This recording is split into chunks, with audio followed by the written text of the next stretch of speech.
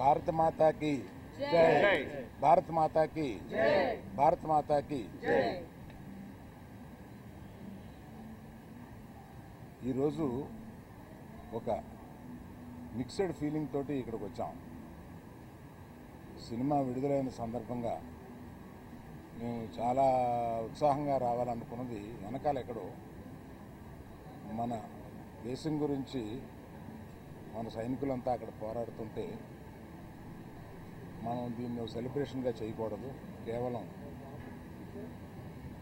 ప్రేక్షకులకి కృతజ్ఞత చెప్పేలాగా ఒకటి పెట్టుకున్నాము అని అనుకుని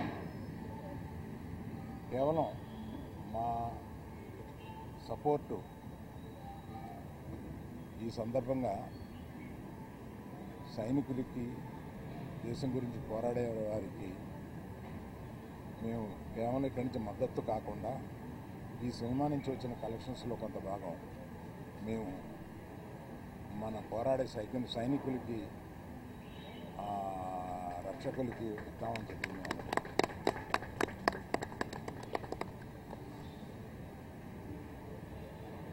మేము యాక్చువల్గా ఈ సినిమా రిలీజ్ డేటు అనౌన్స్ చేసిన తర్వాత ఈ ఉద్రిక్తత వచ్చింది. మేమందరం కూర్చుని ఇది సినిమాని వెనక్కి తీసుకుందామా, కొంత పోస్ట్పోన్ చేద్దామా అని కూడా ఆలోచించాము. కానీ అందరూ అన్ని పనులు చేసుకుంటూ ఉన్నారు. మనం కూడా మన పని చేసుకుందాము అనేది కాకుండా సినిమాని తీయడానికి 300-400 మంది ఇక్కడ కష్టపడమే కాకుండా అనేక వందల థియేటర్లో దీన్ని రిలీజ్ చేస్తాము. ఆ వందల థియేటర్లో అనేక కుటుంబాలు వీటి మీద ఆధారపడి ఉంటాయి. అందరూ పని చేసుకుంటున్నారు కనుక ఇది రిలీజ్ చేసిన మాత్రం తప్పుగా రాదనే ఒక ధైర్యంతో ఇది తీసుకున్నాం. సో ఒక పరిపాటిగా ఇవాళ దీన్ని ఇక్కడికి వచ్చి మేము ప్రేక్షకులకి కేవలం కృతజ్ఞత చెప్పుకుందామని వచ్చాం. సో ఇక సినిమా గురించి మాట్లాడతాను.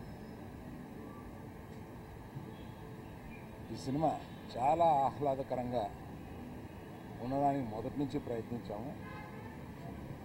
ఆ ప్రయత్నం మాది సఫలమయ్యి ఇవాళ పొద్దున్న థియేటర్లో చూస్తే ఆ రియాక్షన్ చూస్తే మాకే మేము అనుకున్న దానికన్నా ఎక్కువ ఇంత రియాక్షన్ వచ్చింది ఏంటా అనే ఒక ఫీలింగ్ వచ్చింది.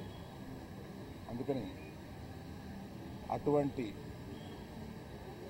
ఈ చిత్రాన్ని ఇంత ఇదిగా రిసీవ్ చేసుకున్న ప్రేక్షకులందరికీ నా కృతజ్ఞతలు. మేము మళ్ళీ ఒక సక్సెస్ మీట్ లాంటిది ఏదన్నా 2-3 రోజుల్లో పెడదామని అనుకుంటున్నాము. అది కాకుండా ఇందులో చెప్పాల్సి వస్తే మరి మన శ్రీ విష్ణు కానీ, వెన్నెల కిషోర్ కానీ ఈ సినిమాని బ్రహ్మాండంగా, అంటే వాళ్ళు జనరల్గా అంటే శ్రీ విష్ణుని అనేక సినిమాలు చూశాను నేను. అన్ని సినిమాల కన్నా ఒక మెట్టు ఎక్కి ఎదిగి సిక్సర్ కొట్టాడన్నమాట దాన్ని. అందుకని ప్రత్యేకంగా శ్రీ విష్ణుకి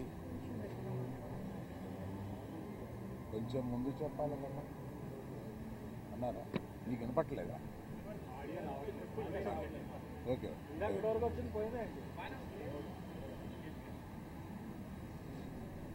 సో శ్రీ విష్ణు గారు అంతా చాలా బాగా చేశారు. వెన్నెల కిషోర్ గారిని ఏదో మనం మామూలుగా ఓ కమెడియన్, ఫుల్ లెంగ్త్ కమెడియన్ ఏదో అనుకుంటాం, ఒక సైడ్ కిక్ అనుకుంటాం, కానీ ఫుల్ కిక్ ఇచ్చి కొట్టారు మనకి. ఇతను చూస్తే ఫుల్ కిక్ వస్తుంది అన్నమాట మనకి. అట్లాగా ఒక సెకండ్ హీరో లెవెల్లో మొత్తం హీరోతో పాటు ఉండి సినిమాని నడిపించారు. వీళ్ళందరినీ నడిపించిన దర్శకుడు కార్తిక్ గారికి కృతజ్ఞతలు. అలాగే మా కో ప్రొడ్యూసర్స్ ఇద్దరు వచ్చారా? Hello sir. సో ఈ సందర్భంగా అందరి టెక్నీషియన్స్ గురించి, అందరి గురించి, మా ఎడిటర్ గారు కూడా ఇక్కడే ఉన్నారు, అందరి గురించి వివరంగా నేను ఇంకో ఫంక్షన్లో చెప్తాను. ప్రత్యేకంగా ఇవాళ అంటే వీళ్ళు ఎప్పుడో కానీ కనపడరు. బాను కొంచెం ముందుకు రా. ఆయన సినిమా దర్శకం చేస్తుంది.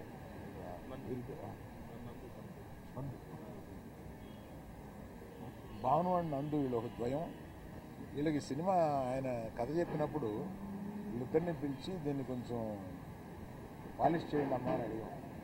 వీళ్ళు దాన్ని డైలాగ్స్ అసలు మొత్తం కొన్ని సీన్లు అవి విపరీతంగా పాలిష్ చేసి వాళ్ళు తగ్గదగ్గ మర్చిపోయేలాగా చేశారు.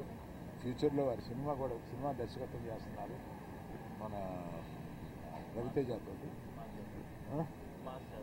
మాస్ జాతర.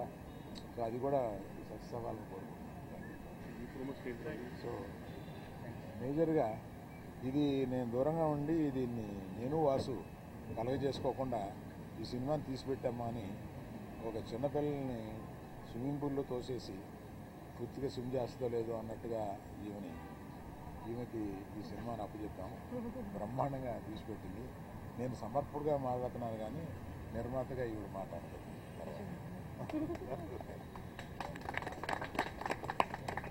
ఇప్పుడు ఎవరు మాట్లాడతారు బాగుంటుంది? హీరోయిన్ చెప్పలేదు, మర్చిపోయానండి. నాకు పంపడిపోద్ది ఇవాళ. వీళ్ళిద్దరి గురించి చెప్పడం మర్చిపోయాను. వీళ్ళ తర్వాత పక్కకు వచ్చిన తర్వాత నన్ను మామూలుగా ఉండదు. వీళ్ళిద్దరూ సినిమాలో చాలా అంటే పాత్రలు కూడా అలాగా డైరెక్టర్ గారైనా రచయితలు కానీ అలా విభజించారు. వీళ్ళిద్దరూ బ్రహ్మాండంగా చూడడానికి చాలా గ్లామరస్గా సినిమాలో ఉండి సినిమాని మనకేం బోరు కొట్టకుండా మంచి కలర్ఫుల్గా కనపడేలాగా వీళ్ళిద్దరూ చేసి ఆ సినిమాని సక్సెస్ అవ్వడానికి చాలా హెల్ప్ఫుల్ చేశారు. Thank you very much.